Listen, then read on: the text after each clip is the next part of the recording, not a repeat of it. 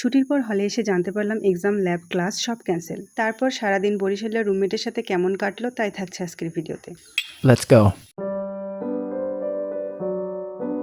সকালে ঘুম ভাঙে বরিশালের রুমমেটের ডাকে। উঠে দেখি সে সকাল সকাল বাসা থেকে চলে এসেছে। দেন ফ্রেশ হয়ে এক গ্লাস জল খাই। সকালে উঠে খালি পেটে জল খাওয়া খুবই ভালো একটি অভ্যাস। এনিওয়ে দেন আমি সারাদিনের কাজের একটি লিস্ট করে ফেলি।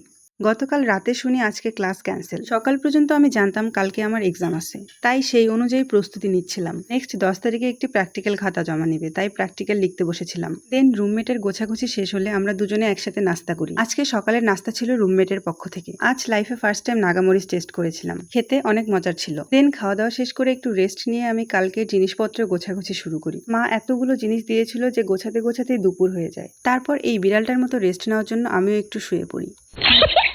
এ কি, রুমে এত ধোঁয়া কেন? হলে কি আগুন লাগলো নাকি? তারপর তাড়াহুড়া করে রুম থেকে বেরিয়ে দেখি এ তো অন্য কাহিনী। আর একটু হলে ফায়ার সার্ভিস ডাকা লাগতো। অন্যদিকে ধোঁয়ার উৎস দেখতে গিয়ে আমার ভাত বেশি সিদ্ধ হয়ে গেল। এনিওয়ে সব কাজ শেষ করে আমি স্নান করে আসি। দেন ভেজা কাপড়গুলো বারান্দায় মেলে দিই। সকাল থেকে সব কাজ শেষ করে স্নান করার পর খুবই রিফ্রেশিং ফিল হচ্ছিল। দেন রিফ্রেশ মাইন্ড নিয়ে প্রার্থনা করি।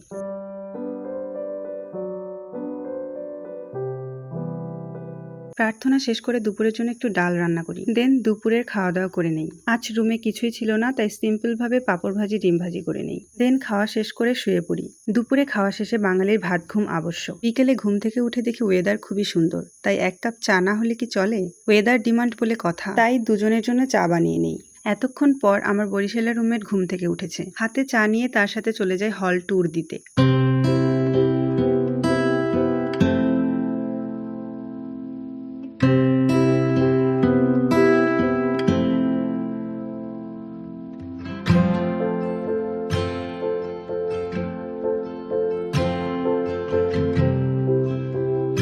সেই সময় আমরা কিছু সুন্দর মুহূর্ত ক্যামেরা বন্দি করি। আজকে এই পর্যন্তই, দেখা হচ্ছে নেক্সট কোনো ভিডিওতে। Till then tata.